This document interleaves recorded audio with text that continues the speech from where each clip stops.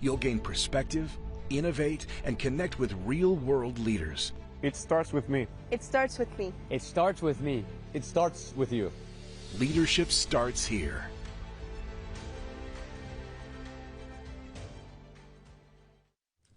A Chewy order is on the way for Junior, who's more of a senior these days.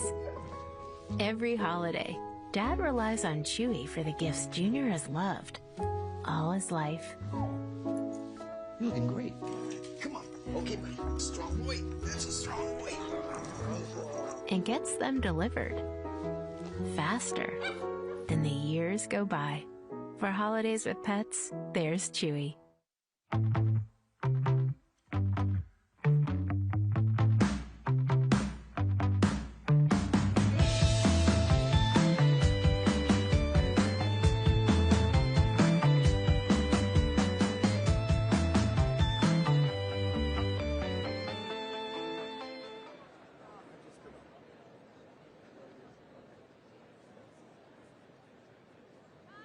America Business Forum proudly presents the President of Argentina, Javier Milei.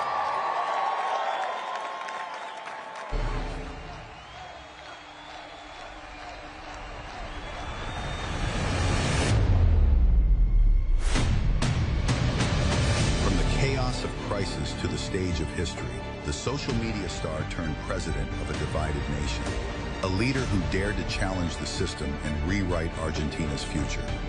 The man who created a following from voicing his unwavering principles of freedom. America Business Forum presents Javier Milei.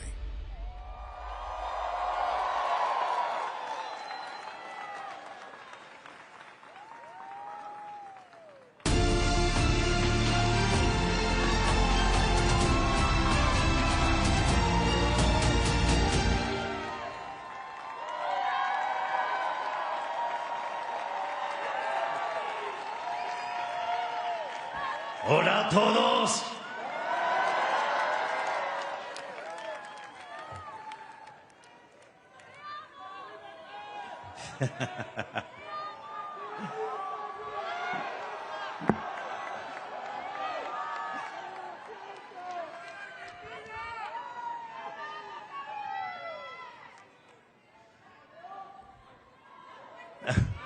No, gracias a ustedes, por favor. Gracias por recibirme con tanto cariño. Muchas gracias.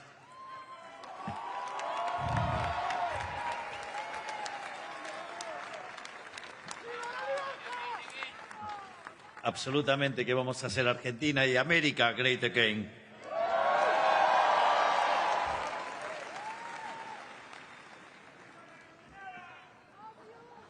Y no se dejen intimidar por algunos resultados locales.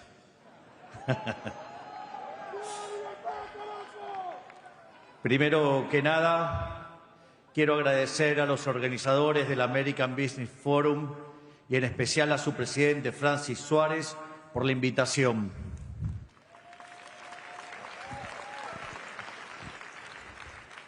Es un honor estar acá rodeado de figuras tan destacables como el presidente Trump, un amigo tanto personal como de la República Argentina.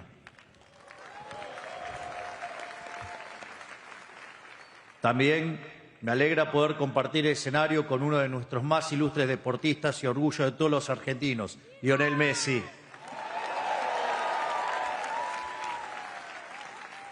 Un hombre que llevó el talento argentino a lo más alto del mundo, una prueba viviente de que el esfuerzo, la dedicación y la pasión son capaces de generar milagros. Y la prueba de que a veces yo también puedo felicitar a un zurdo.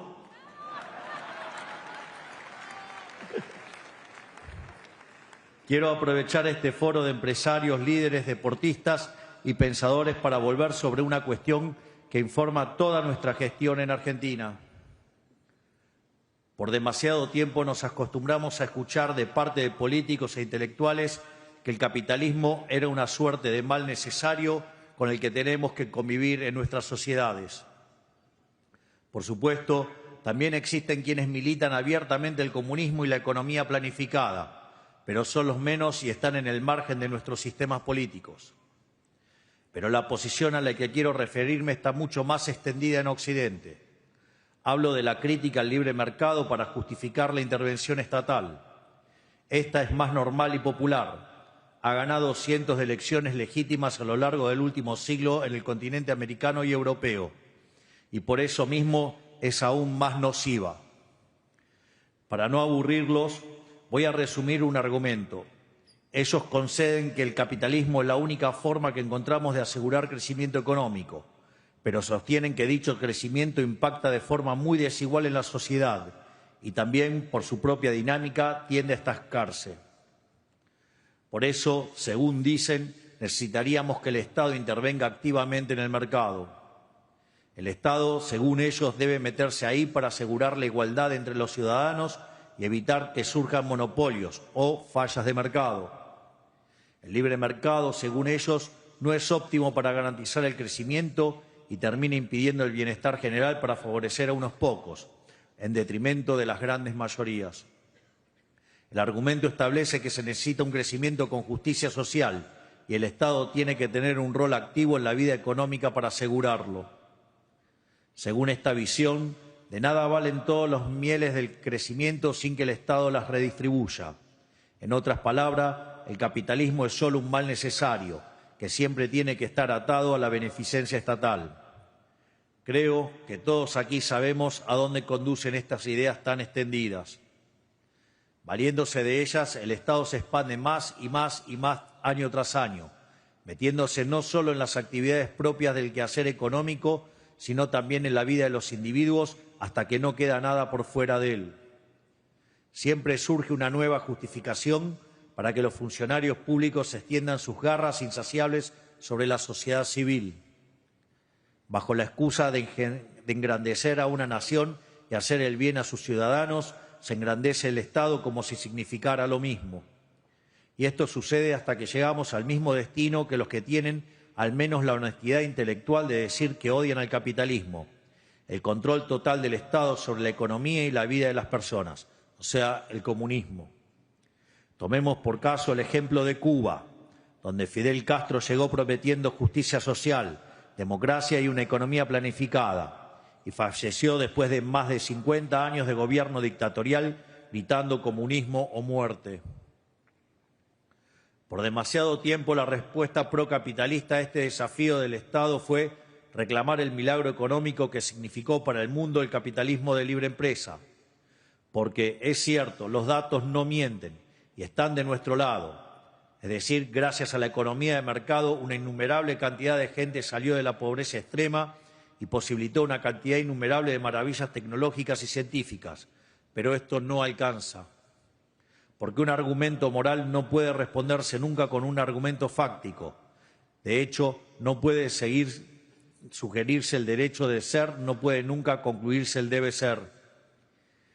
Y por eso, este argumento de izquierda ha ganado en la lucha por las ideas. Por eso en Occidente nos encontramos cada día más cerca de ese comunismo que antes mirábamos con horror del otro lado de la cortina de hierro.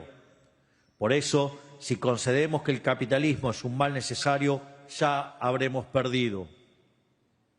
Aunque ganemos momentáneamente, tarde o temprano volverán, porque ellos seguirán siendo los dueños de la vara que determina el bien y el mal, y dirán qué es justo y qué no lo es. No podemos volver a cometer ese error.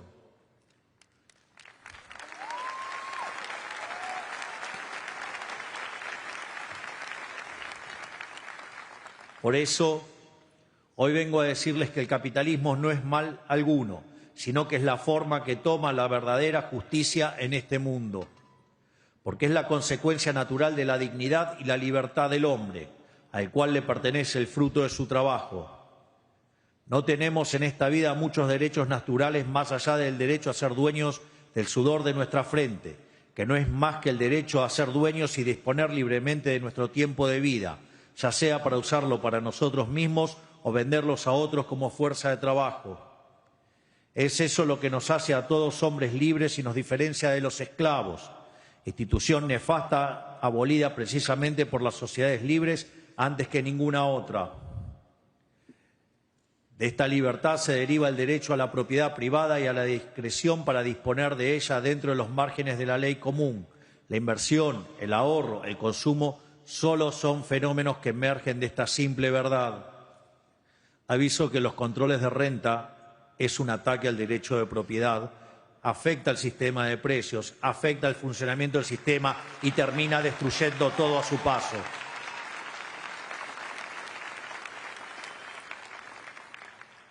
Cuando el Estado y los intelectuales le ponen a este derecho natural el nombre de capitalismo para vilipendiarlo y justificar la intervención del Estado, no solo están destruyendo el crecimiento para encontrar sus supuestos óptimos económicos, sino que también están violando el más básico de los derechos naturales.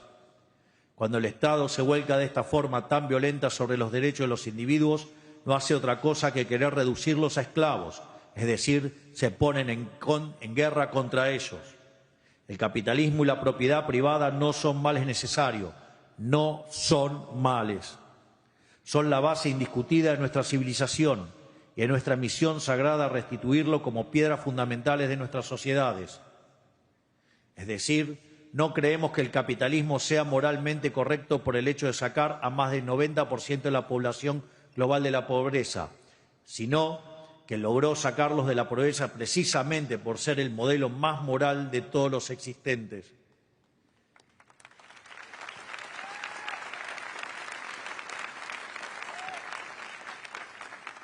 En este sentido, quiero citar un libro de uno de los economistas austríacos más importantes de la historia, que es profesor en la Universidad de New York, que se llama Israel Kirzner. Tiene un libro que se llama Creatividad, Capitalismo y Justicia Distributiva. Y el planteo que se hace es que es indiscutida la superioridad productiva del capitalismo versus el socialismo. Y esto es tan así que ni los socialistas lo cuestionan. Pero al sistema capitalista se lo tacha de injusto, se lo cuestiona porque distribuye mal los resultados, lo tacha en lo moral. Y lo que hace Israel Kirzner justamente es decir lo siguiente: si efectivamente el sistema es inmoral, es injusto y va reñido con la ética, por más que sea más productivo, no vale la pena defenderlo. Y ese tema, digamos, se lo toma muy en serio y básicamente con dos ideas fundamentales: el principio de apropiación de Locke, es decir, el que lo descubre se lo queda, y con la idea de Hayek del mercado como proceso de descubrimiento. Israel Kirzner prueba no solo que el sistema capitalista es el único que puede ser eficiente, sino que al mismo tiempo prueba que es el único sistema justo.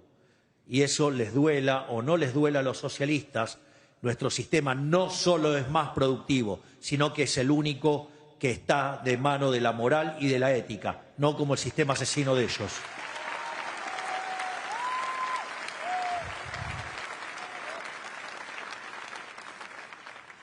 Por lo tanto, sin el capitalismo estaremos condenados a las miserias de las sociedades planificadas, que no son otra cosa que sociedades esclavistas con mucho mejor marketing. Lo que ellos llaman el Estado presente, o en inglés el welfare state, no es más que la frase que dicen para ocultar que en el fondo su camino es el camino de servidumbre. Aquí quiero hacer alguna también mención a una obra muy importante de uno de los economistas anarcocapitalistas más importantes del mundo, que es el profesor Jesús Huerta de Soto, en un trabajo que se llama La teoría de la eficiencia dinámica.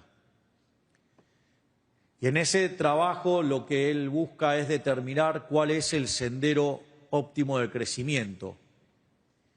Y después de hacer unas disquisiciones sobre distintos aspectos de la teoría económica, lo que señala es muy fuerte, porque dice: nada que sea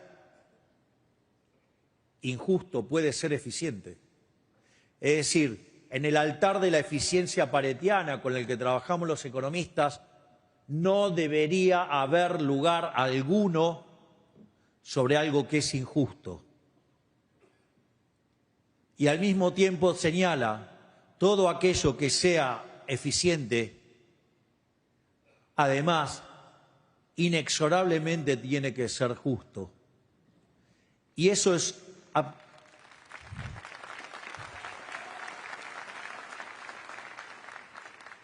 está arraigado a lo que son nuestros valores occidentales, los valores de Occidente, que son los valores judeocristianos.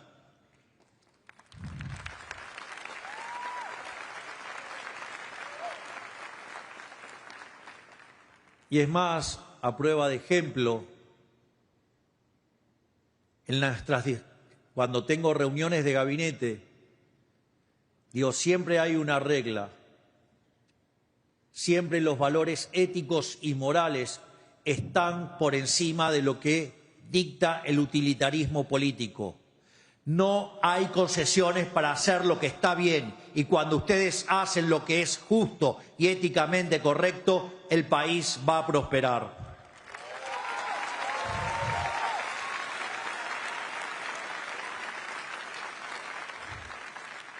En este sentido, sepan que mi misión en Argentina no es otra cosa que devolvernos a este sentido común olvidado por una clase política encandilada de poder, acostumbrada a atribuirse y apropiarse de los logros y el esfuerzo de sus ciudadanos libres. Pasando estrictamente a lo que es Argentina, como todos bien saben, mi partido viene de una victoria histórica en las elecciones legislativas.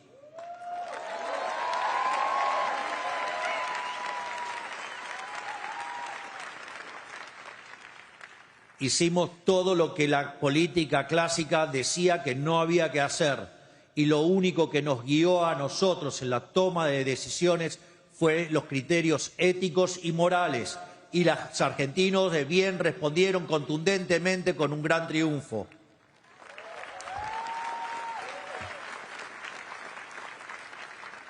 Ganamos ampliamente en votos a nivel nacional e incluso llegamos a remontar una diferencia de más de 14 puntos en la provincia de Buenos Aires, que concentra 1/3 de la población del país.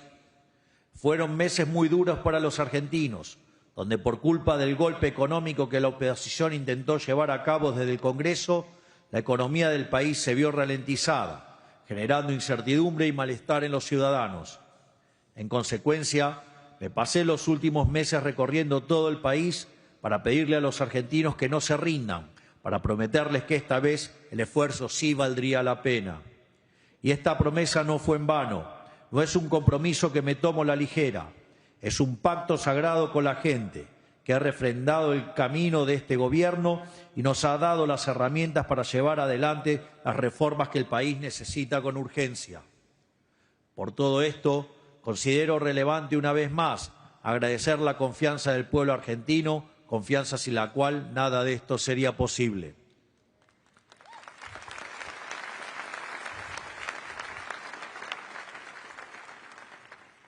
Pero, ¿por qué decimos que esta vez el esfuerzo vale la pena? Porque lo que está en juego en esta elección era verdaderamente gigantesco. Estas elecciones fueron un plebiscito entre dos modelos de país, el modelo de la libertad y el capitalismo, con el orden fiscal como principal caballo de batalla, o el modelo de la servidumbre, que describimos como su Goliat, el déficit, la emisión monetaria, la deuda y obviamente el empobrecimiento. Como mencioné antes, desde hace meses venimos recibiendo bombardeos sistemáticos desde el Congreso. Casi todos los economistas del país insistían, en medio de un ataque legislativo al superávit fiscal, que nuestro programa económico estaba terminado, y se agarraban de la evolución del precio de los activos y la suba del riesgo país para fundamentarlo. Nosotros, por otro lado, decíamos que el programa fiscal y cambiario era sólido, porque el superávit es innegociable, porque dejamos de emitir hace más de un año y porque el Banco Central está capitalizado por primera vez en muchos años. Y una vez despejado el ruido político, ¿qué pasó? El mercado argentino tuvo su mayor suba histórica en un día, su mayor suba histórica en una semana y sigue subiendo, al margen que además bajó el riesgo país más de 400 puntos.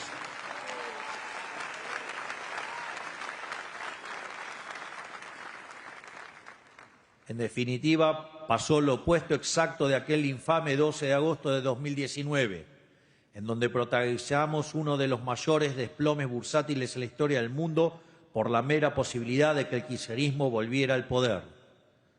Que dicho sea de paso, no es ni más ni menos que una de las sucursales del socialismo del siglo XXI y que en algún lugar de la costa este ha entrado.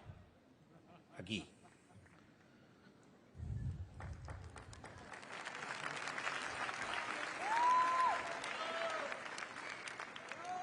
Se disfrazan de corderos y son peor que el peor de los rapaces lobos. Si hay algo que quedó en claro con esto, es la realidad de lo que nosotros llamamos de forma resumida riesgo Cuca, o sea, el riesgo kirchnerista, o sea, el riesgo del socialismo. Pudimos ver en números la magnitud del riesgo político con el que nuestro programa económico siempre tuvo que lidiar. Y esto es así porque tenemos en Argentina un sector de la política tan destructivo, tan ajeno a los principios básicos de la economía y del bien común, que su mera presencia le pone a todo el país una base de riesgo altísima. Y ahora que están más lejos que nunca de volver al poder, es que podemos despejar ese miedo. Históricamente, la mayoría de los planes de estabilización exitosos en el mundo tuvieron consenso político. Lo que pasó en Argentina fue algo inédito. ¿Llevamos adelante un plan de estabilización exitoso con consenso social? Sí, pero sin consenso político.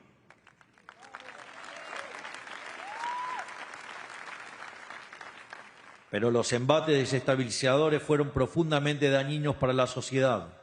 Como bien saben, el riesgo político no afecta solamente al financiamiento del Estado, sino al crédito de toda la economía. La locura kirchnerista hace que todas las empresas paguen más caro el financiamiento, que tomen menos gente, que hagan menos obras y que se pueda vender menos a crédito. La locura kirchnerista vuelve más caro los préstamos hipotecarios y prendarios y las tasas de financiamiento de tarjeta de crédito. Ante este panorama, muchos querían que resolviéramos un problema de riesgo estructural con política monetaria. Querían que inyectáramos pesos para solucionar un problema de confianza y caía en la demanda de dinero. Puesto en términos económicos, querían solucionar la caída de demanda aumentando la oferta.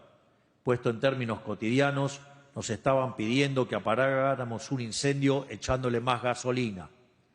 Pero entendiendo que esto solo hubiera agravado el problema, sostuvimos el esquema monetario. Volviendo al punto, convivimos con una parte del sistema político que rechaza hacer lo que la Argentina necesita.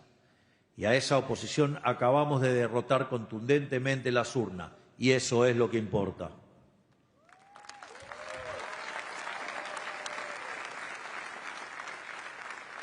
Argentina por fin le dijo que no a esta locura, que tanto nos ha costado a lo largo del tiempo. Argentina ha dado un paso crucial en el camino de la libertad, un paso que es una buena medida, es irreversible. Ahora, como país, nos toca compensar el tiempo perdido. Llevamos décadas de rezago en comparación con el resto de los países de la región y más aún del mundo, para la cantidad de bienes y servicios de alta demanda que podemos producir. Esto quiere decir que la convergencia de la riqueza argentina hacia los niveles del resto del mundo desarrollado será fenomenal. Estamos entrando en el camino en el cual haremos a la Argentina grande nuevamente.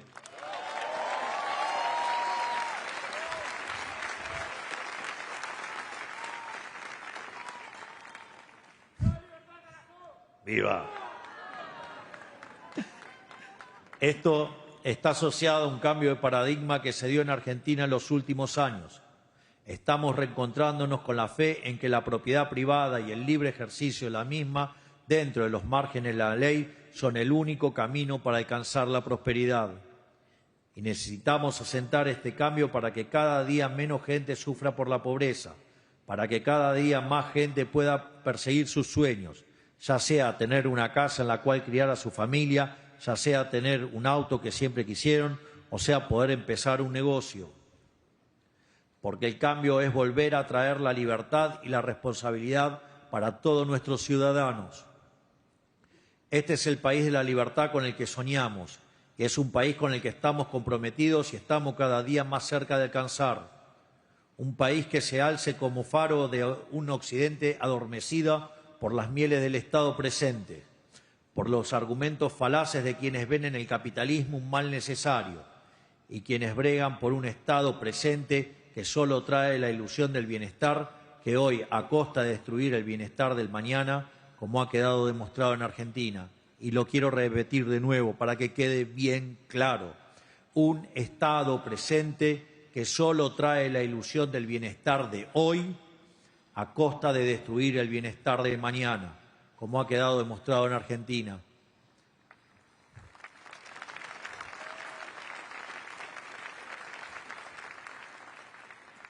Y nosotros somos quienes podemos lograr este cambio y pregonarlo, porque somos heraldos de un futuro distópico, porque vivimos el futuro que tarde o temprano le va a llegar a los países que también están transitando este camino de servidumbre estatal, abrazando las nefastas ideas del socialismo del siglo XXI, o más conocido en estas tierras como los woke.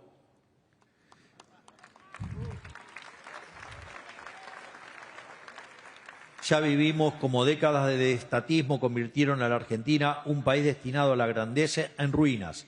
Y hoy tenemos el deber y el desafío de reconstruirlo. Hoy tenemos el deber y el desafío de sentar las bases de un futuro mejor.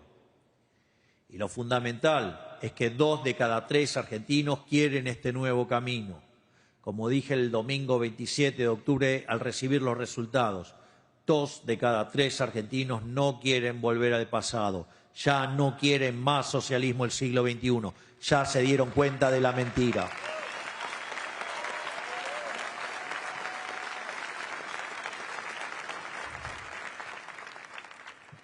Con matices y preferencias locales, 2 de cada 3 argentinos quieren alguna versión u otra de capitalismo. Esa es la ventana de oportunidades que hoy se nos abre a todos. Nosotros tenemos la vocación de alinear a todos los actores procapitalistas del país, que representan al menos 2/3 de nuestra sociedad. Es hora de construir un gran consenso capitalista en Argentina. Y esta gran coalición del crecimiento se encuentra con una nación en la que está todo por hacerse. Un país descapitalizado por años de dirigismo irresponsable que privilegiaba el consumo por sobre la inversión. Esto es tan así que, al día de hoy, el 70% de las importaciones en Argentina corresponden a bienes de capital e insumos productivos. El sector privado ya sabe lo que tiene que hacer, conoce las oportunidades y entiende que el momento para aprovecharla es ahora. Fruto de la capitalización que recién estamos comenzando a ver y que seguirá acrecentando con los años, Argentina explotará recursos y hará crecer industrias hoy subdesarrolladas. Por poner algunos ejemplos, tenemos prácticamente la misma cantidad de cabeza de ganado que hace 30 años, una locura para un país famoso por la calidad de su carne. En línea con esto, quisiera agradecer al presidente Donald Trump y a toda su administración por haber alcanzado un acuerdo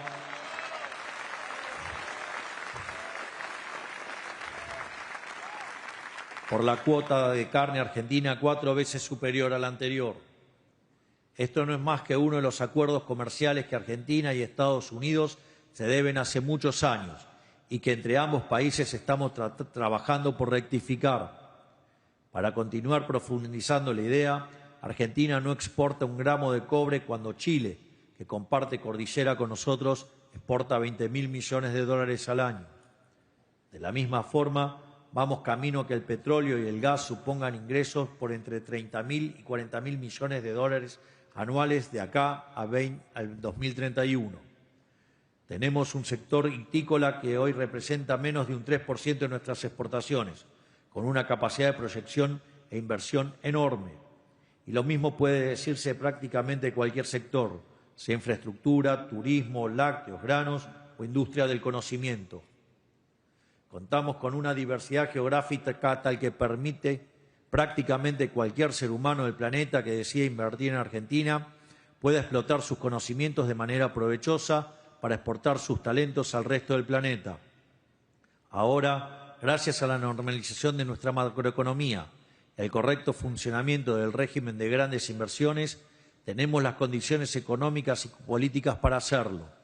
Y a eso se le suma por primera vez que tenemos los incentivos correctos para hacerlo. No por nada, ya hemos tenido anuncios por más de 100.000 millones de dólares en el último año, de los cuales más de 50.000 ya se encuentran en distintas instancias de aprobación. Por eso, debemos seguir avanzando en este sendero, en este sentido. Sepan que a partir de diciembre tendremos el Congreso más reformista de la historia argentina.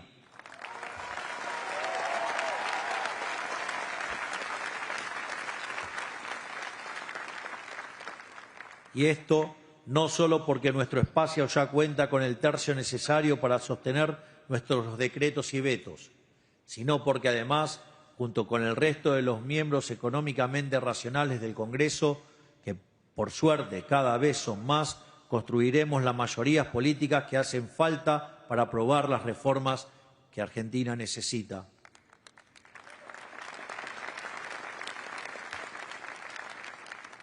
En este sentido, hablamos de una modernización laboral para actualizar